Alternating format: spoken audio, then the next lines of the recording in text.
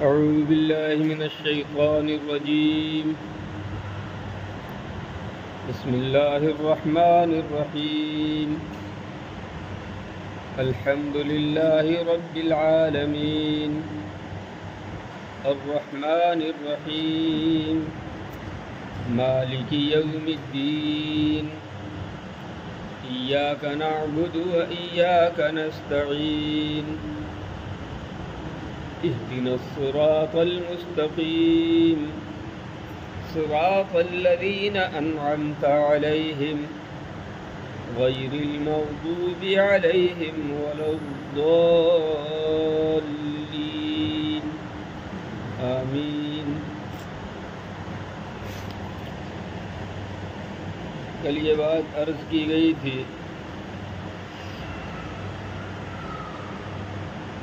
مغضوب علیہم جن کے اوپر غضب نازل کیا گیا. غضب نازل کیا گیا اس کا ایک مطلب یہ بھی ہے کہ اللہ کی طرف سے ان کو سزا کا حقدار سمجھا گیا. اب یہ لوگ سزا ہی پانے والے ہیں اور کوئی راستہ نہیں بچا. اور ضال کے معنی آتے ہیں گمراہ کے. ضلالت کے معنی گمراہی کے بھی ہیں اور ضلالت کے معنی ہلاکت کے بھی ہیں.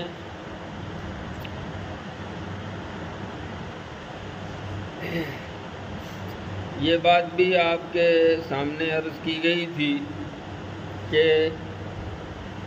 ویسے تو اس کے اندر وہ سارے لوگ شامل ہیں جو جان بوجھ کر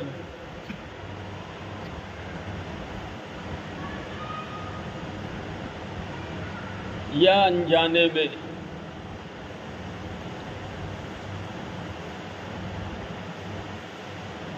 اپنے رب کا حکم نہیں مانتے اور اس حکم کو ماننے کے لیے تیار نہیں ہیں.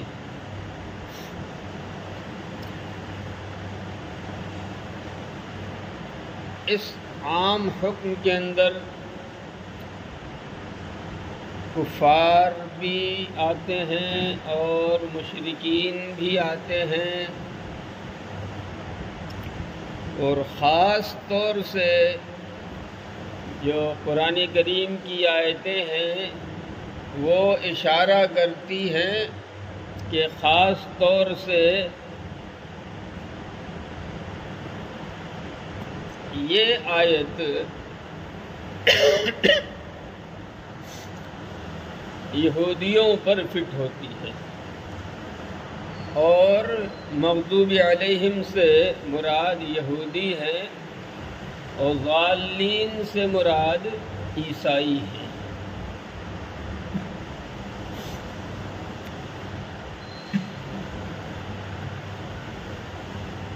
یہودی بڑے مجرم ہیں اس لیے ان کے اوپر غضب نازل کیا گیا اور عیسائی اتنے بڑے نہیں ہیں اگرچہ مجرم بہت وہ بھی ہیں.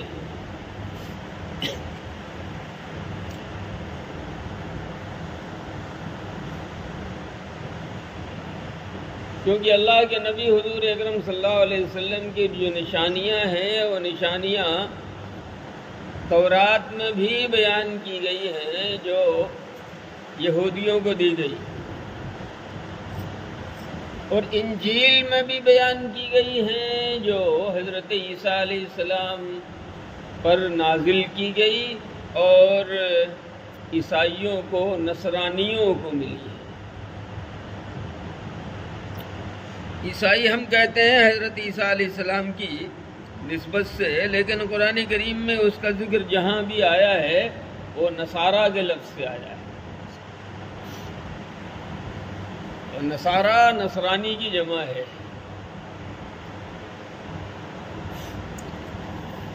باقی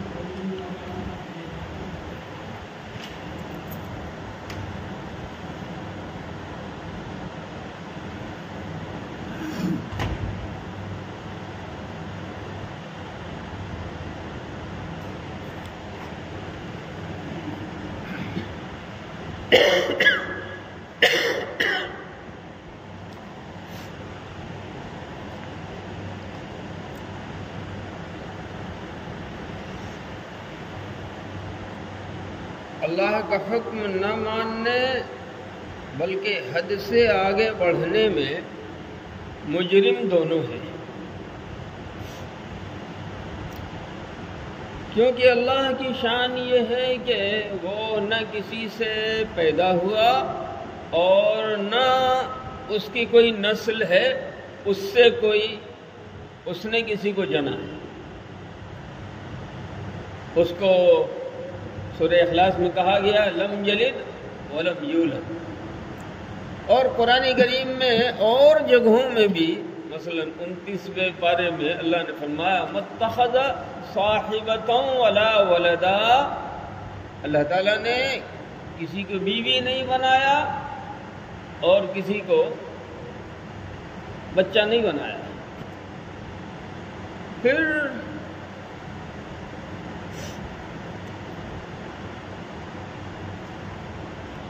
قرآن کریم کے اندر 15ویں پارے میں بھی ہے اس کا ذکر، لم يتخذ ولدا ولم يكن له شريك في الملك،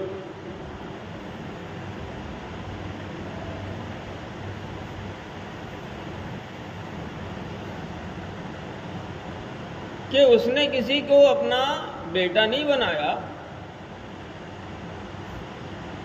اور اس پوری سلطنت میں کوئی بھی دعوے دار اور حقدار نہیں ہے۔ جیسے باپ کی جائیداد ہو تو بیٹا دعوے دار ہو جاتا ہے، حقدار ہو جاتا ہے۔ اللہ نے کسی کو اولاد بنایا ہی نہیں ہے تو اس کی سلطنت میں کوئی شریک بھی نہیں ہے۔ لم یکن لہ شریک فی الملک۔ مگر ان عیسائیوں یہودیوں کی جو بات ہے وہ کہتے تھے، جس کو قرآن کریم نے بیان کیا ہے، وقالت الیہود عزیر ابن اللہ، یہودی کہتے تھے کہ عزیر علیہ السلام اللہ کے بیٹے ہیں۔ بھئی اللہ کے بیٹے کیسے؟ اللہ کے بیٹے کیسے؟ کسی کو مار دینا، مارنے کے بعد پھر اسی کو جلا دینا، تو جو زندہ ہوا ہے وہ خدا کا بیٹا ہو گیا۔ اللہ نے اپنی قدرت سے اپنے وقت پر اس کی تفسیر آئے گی، لیکن اس کی وجہ کیا ہے، اس کے پیچھے وجہ کیا ہے؟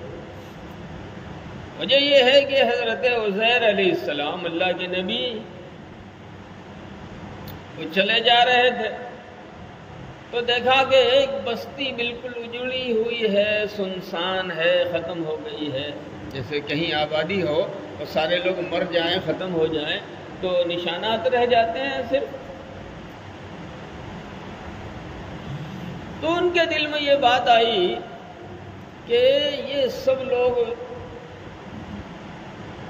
مر کے ختم ہو گئے، فنا ہو گئے، یہ پوری بستی اجڑ گئی، لوگ نہیں ہیں،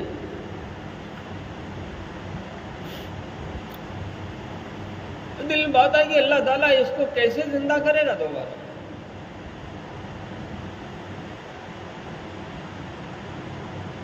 میں نے شروع میں عرض کیا تھا کہ یہی دیکھنے کا مطالبہ حضرت ابراہیم علیہ السلام نے بھی فرمایا تھا، اور اللہ نے سوال کیا تھا اولم تؤمن، کیا آپ نہیں مانتے؟ تو جواب دیا بلا، مانتا تو ہوں، بالکل نہیں ماننے کا کوئی سوال نہیں پیدا ہوتا، ولیکن لیطمئن قلبی، میں ذرا آنکھوں سے دیکھنا چاہتا ہوں تاکہ دل کو اطمینان ہو جائے، ایمان اور بڑھ جائے، تو حضرت عزیر علیہ السلام کا جو سوال تھا جس کو قرآن نے بیان کیا ہے، انا یحیی ہذہ اللہ بعد موتہا، مرنے کے بعد اللہ تعالیٰ اس کو کیسے زندہ کرے گا؟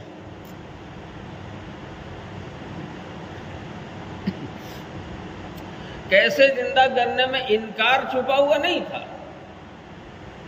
یعنی یہ مطلب نہیں تھا کہ یہ ناممکن ہے اور کیسے ہو سکے گا، نہیں، وہ کیونکہ نبی ہیں اور نبی اللہ کی کسی فعل، اللہ کی قدرت، اللہ کی کسی صفت کے ساتھ انکار کے راستے پر چل ہی نہیں سکتا۔ بات وہاں صرف یہ تھی کہ زندہ تو ہوگا، اللہ تعالیٰ اس کو زندہ کرے گا ان لوگوں کو، لیکن کیسے؟ ذرا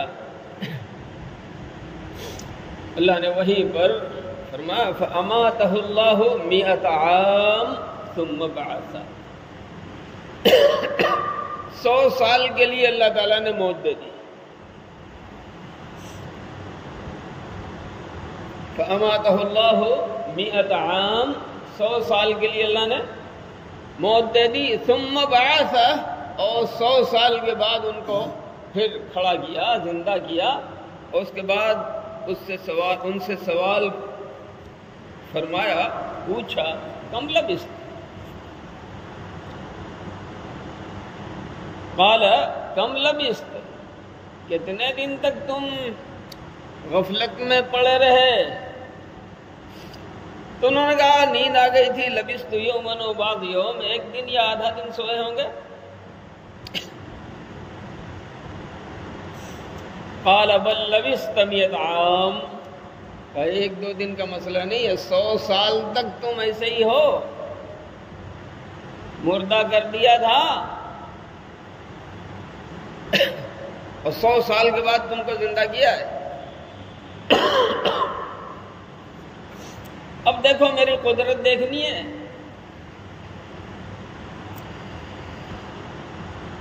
کھانے پینے کا سامان اگر دھیان نہ دیا جائے تو کچھ ہی دنوں میں خراب ہو جاتا ہے۔ فانظر الى طعامك وشرابك لم يتسنه، تم اپنا کھانا جو ساتھ لے کے چلے تھے ذرا اس کو دیکھو، وشرابک، اور پینے کی جو چیز اپنے ساتھ لے کے چلے تھے اس کو بھی دیکھو، لم یتسنہ، کچھ بھی نہیں ہوا، اس میں کوئی خرابی نہیں پیدا ہوئی، جو کہ تو ہے۔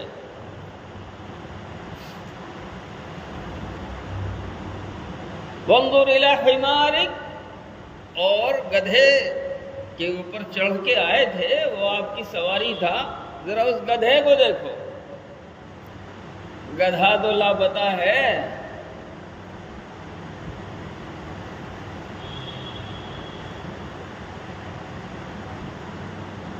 اس کی کھال، اس کا گوشت، تو ساری چیزیں لاپتہ ہیں۔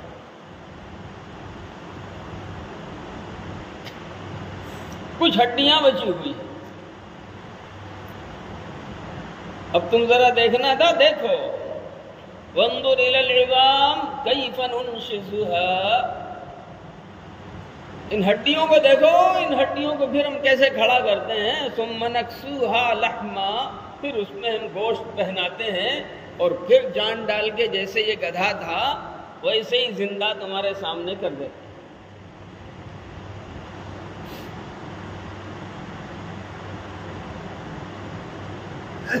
یہ واقعہ حضرت عزیر علیہ السلام کے ساتھ پیش آیا تھا، ان کی کتابوں میں بھی یہ واقعہ ذکر کیا ہوا ہے۔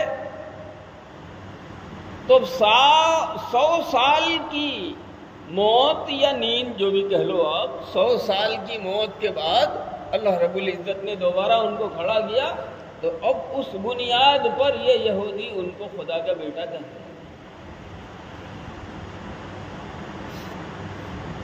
وقالت النصارى المسیح ابن اللہ، عیسائیوں نے کہا کہ حضرت مسیح یعنی حضرت عیسیٰ علیہ السلام یہ بھی اللہ کے بیٹے ہیں۔ وہ کیسے؟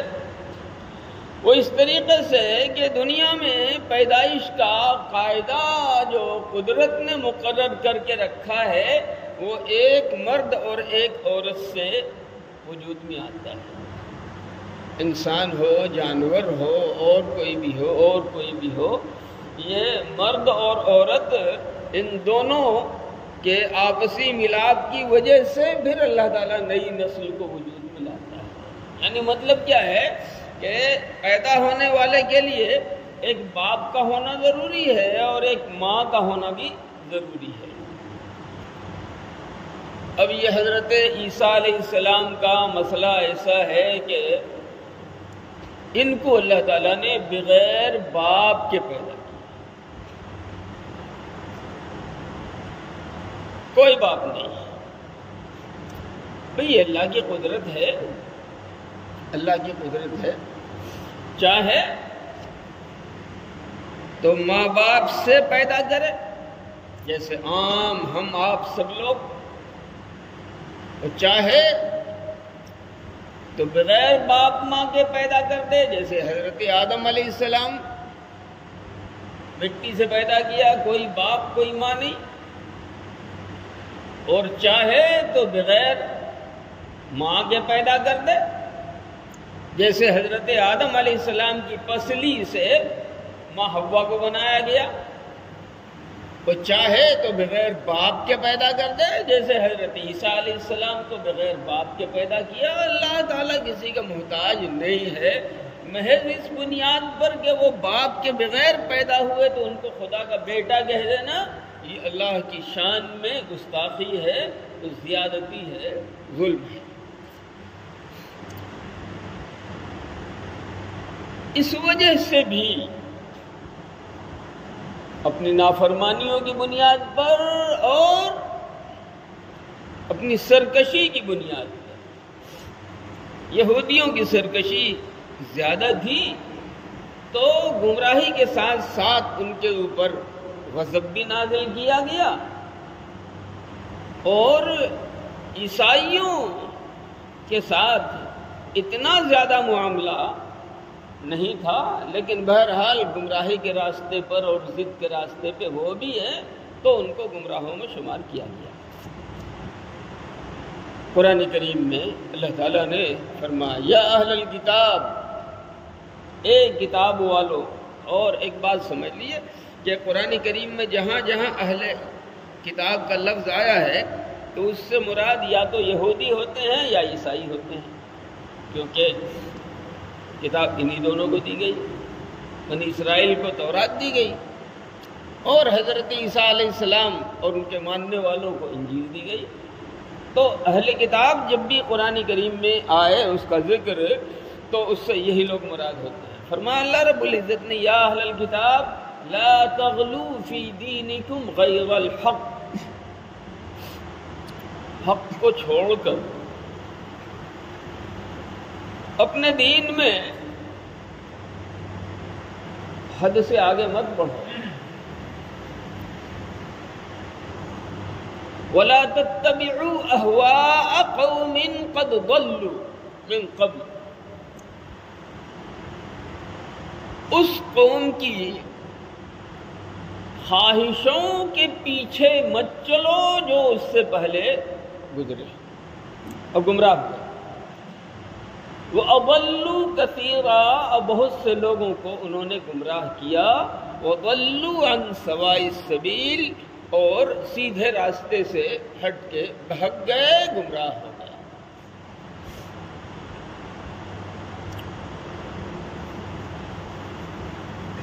اور کچھ باتیں ہیں جو اپنے مقام پر آئیں گی علمی. آمین، آمین، امین دونوں.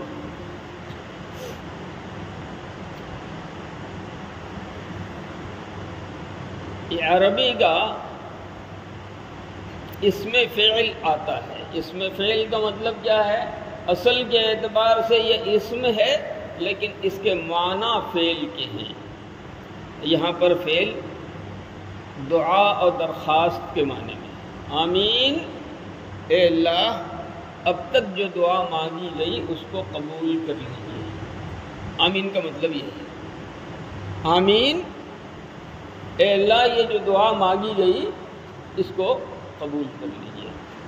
میں نے عرض کیا کہ یہ امین بھی آتا ہے فعیل کے وزن پر، اور آمین مد کے ساتھ بھی آتا ہے۔ آپ نے لیلا مجنوں کا نام سنا ہے؟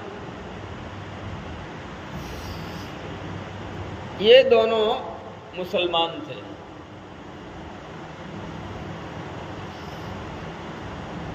لیلا قبیلہ ہوادن سے تعلق رکھنے والی تھی،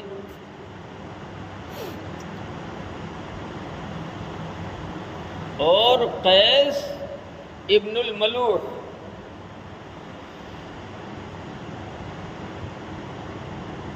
اس کی پیدائش ہوئی ہے 24 ہجری میں، یعنی یہ پہلی صدی ہجری کے لوگ ہیں۔ ممکن ہے کہ تابعی ہوں۔ بچپن سے ان دونوں نے اپنا وقت ساتھ ہی گزارا تھا، لیکن جب شادی کا وقت ہوا تو لیلا کے باپ مہدی نے رشتے سے انکار کر دیا۔ اب یہ قیس کے دل میں چونکہ اس کی محبت بالکل گھر کی ہوئی تھی، اتفاق سے قیس بھی شاعر تھا اور لیلا بھی شاعرہ تھی بہت بڑی۔ اب یہ اس کی محبت میں بالکل دیوانوں کی طرح پھرنے لگے، تو آہستہ آہستہ لوگوں نے ان کو مجنون کہنا شروع کیا۔ مجنون کا ترجمہ ہوتا ہے پاگل۔ پاگلوں کی طرح یہ ادھر ادھر پھرتے رہے، لیکن جب تک اس کی شادی کرا دی گئی تھی، لیلا کے باپ مہدی نے اس کی شادی دوسری جگہ کرا دی تھی۔ میں یہاں پر اصل میں آمین کے تعلق سے ایک واقعہ بیان کرنا چاہتا ہوں بس، اور پہلے اس کا ذرا بیک گراؤنڈ سمجھا دیا تاکہ اچھی طرح سمجھ میں آ جائے۔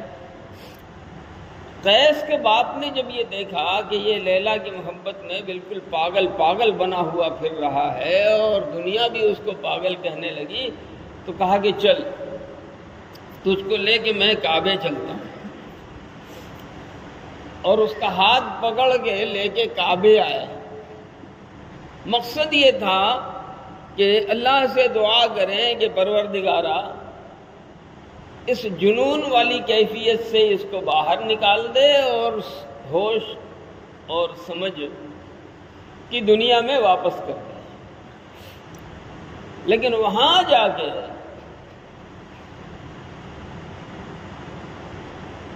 کعبے کے دروازے پر جو قیس نے ہاتھ اٹھایا ہے اور اٹھا کر کے جو شعر پڑھا ہے، باپ تو پوری تیاری سے لے گیا تھا، اس نے کہا یا ربی لا تسلبنی حبها ابعد، یا ربی لا تسلبنی حبها ابدا ویرحم اللہ عبدا قال آمینا۔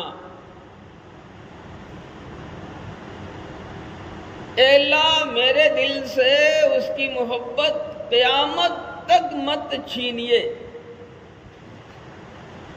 باپ لے گیا تھا کہ ذرا سا عافیت ملے، آرام ملے، لیکن اس نے شعر کیا پڑھا؟ یا ربی لا تسلبنی حبها ابدا، اے اللہ مجھ سے اس کی محبت ابدا کبھی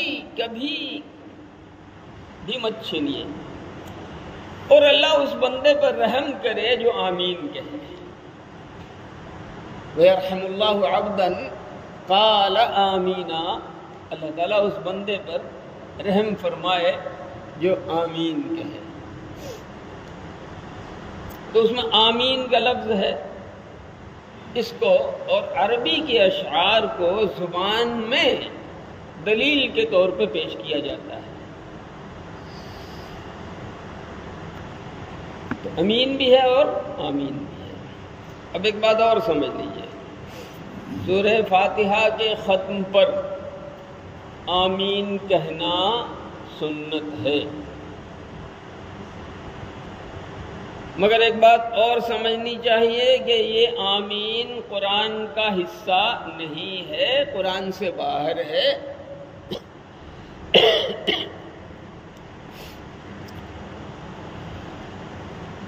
اس سلسلے میں نماز میں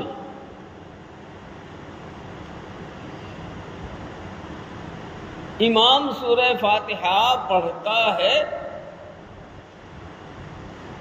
تو جو لوگ شریک ہوتے ہیں ان شریک ہونے والوں کو والضالین پر آمین کہنا ہے۔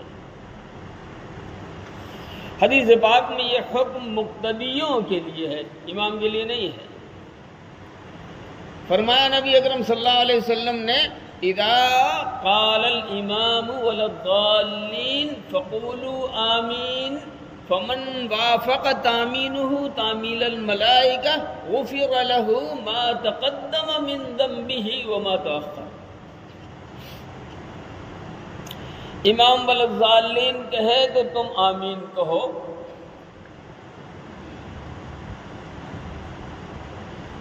جس کی آمین فرشتوں کی آمین سے موافق ہو گئی